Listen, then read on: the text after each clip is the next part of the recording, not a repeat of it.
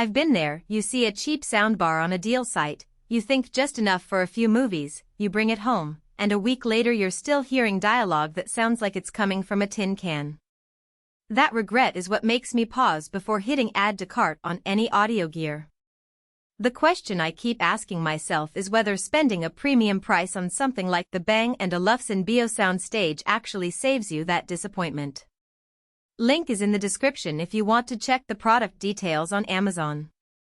When I first unboxed the Beosound stage, the first thing I noticed wasn't the glossy black finish but the way the unit seemed to sit flush against my wall, almost like a piece of furniture rather than a tech accessory.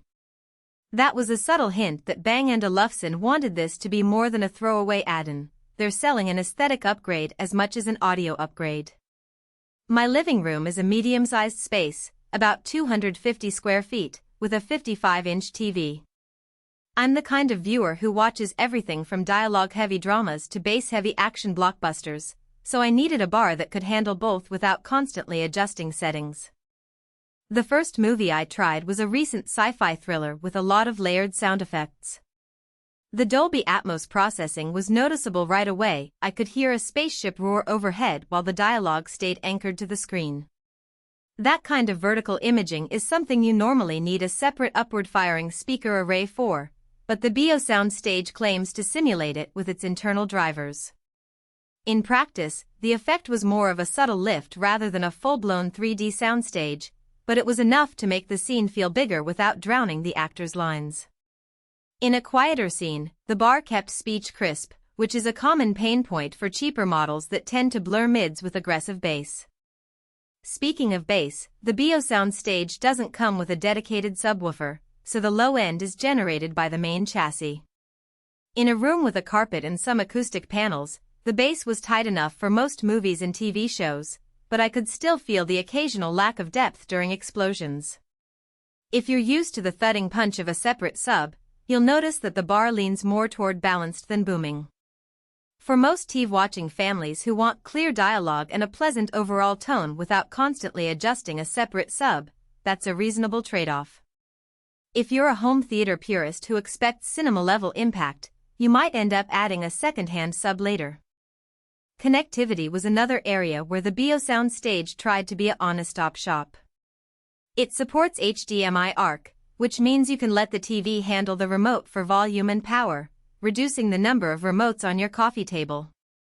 In my setup, the ARC link was plug-and-play. The bar instantly displayed the TV's volume changes and even responded to mute commands from my TV remote.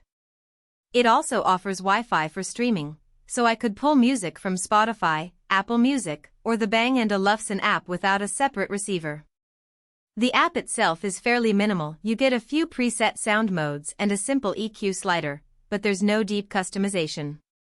That's fine if you prefer a set-and-forget experience, but it won't satisfy someone who loves tweaking each frequency band.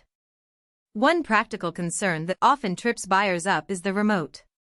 The Beosound stage ships with a tiny, minimalist remote that feels almost like a smartphone. The buttons are well spaced, but there's no back button, and the power button is it's easy to miss in low light. I found myself reaching for the TV remote more often than the soundbars. If you're looking for a seamless single remote experience, the ARC integration helps, but the bar's own remote could be more ergonomic. Now, who should consider spending on the Beosound stage? If you already have a premium TV and you want a sound solution that blends into a modern living room without the clutter of separate speakers, this bar checks a lot of boxes.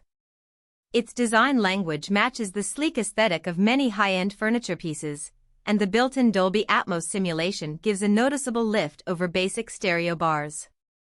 It also works well for households that watch a mix of content, from Netflix series where dialogue clarity matters to occasional action movies where you want a bit of immersion without a separate sub. Because the bar can double as a Wi-Fi speaker, you get a decent music player for background tunes while cooking or working from home. Conversely, if you're a gamer who relies on precise positional audio, or a cinephile who wants the full impact of a dedicated surround system with discrete rear speakers and a powerful sub, the Beosound stage will feel under-equipped.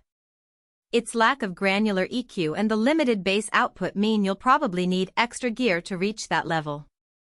Also, if you're on a tight budget, the price tag is steep compared to many competing bars that at least include a subwoofer. In that case, you